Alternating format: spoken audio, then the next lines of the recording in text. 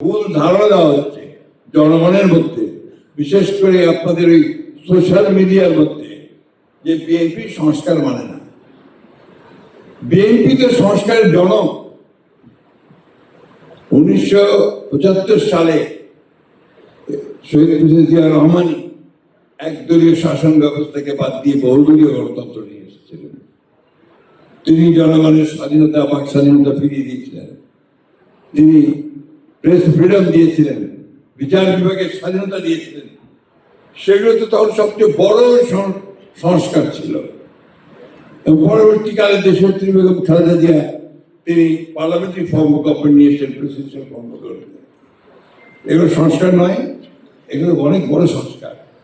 তারপরে caretaker government আমরা প্রথমে রাজি হইনি বিভিন্ন কারণে, পরে আমরা দেখেছি যে জনমত এটা চায়, আমরা রাজি হয়েছি এবং নির্বাচন করে স্পেশাল অধিবেশন করে সারা অধিবেশন করে আমরা এই কেয়ারটেকার গভর্নমেন্ট যে আদেশ, যে বিধান, সেটা আমরা সব কনস্টিটিউশনের সাথে বিস্তৃত করেছিলাম।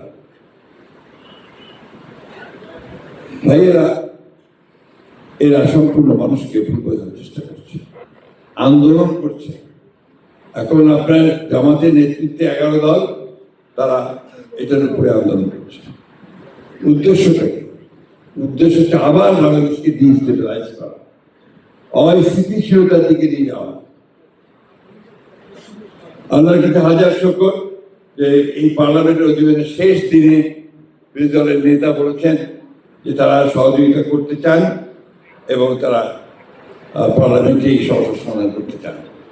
আমাদের মাননীয় আইনমন্ত্রী তিনি আপনার একটা প্রস্তাব দিয়েছেন যে আসুন আমরা একটা সংবিধানের উপরে যে সংশোধন করবো তার জন্য একটা পার্লামেন্টারি কমিটি তৈরি করি।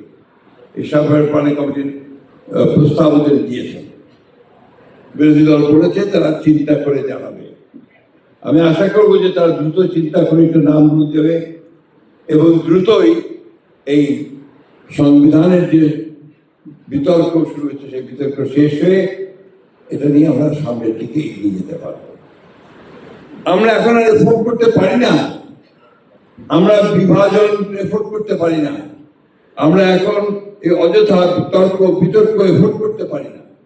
আমাদের লক্ষ্য এখন একমাত্র হওয়া উচিত যে আমাদের অর্থনীতি যেটাকে ধ্বংস করে দিয়ে গেছে ফ্যাসিস্ট আওয়ামী লীগ হাসিনা, কিচ্ছু নেই অর্থনীতির। আপনার লক্ষ লক্ষ কোটি টাকা দিলাম, আপনারা জানেন সবাই, আমার কি বর্তমান জানেন না, 80 লক্ষ কোটি টাকা দিলাম আমাদের। কোনো দিকে যাওয়া যায় না, কাজ যে করবেন সে কাজের টাকা কোথাও নেই, সব অচল হয়ে আছে।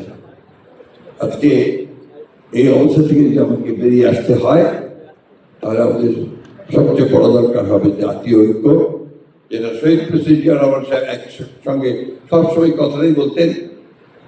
বেগম খালেদা জিয়া ওই কথা বলেছেন, আজকে আমাদের নেতা তারেক রহমান তিনি একই কথা বলছেন, বারবার বলছেন।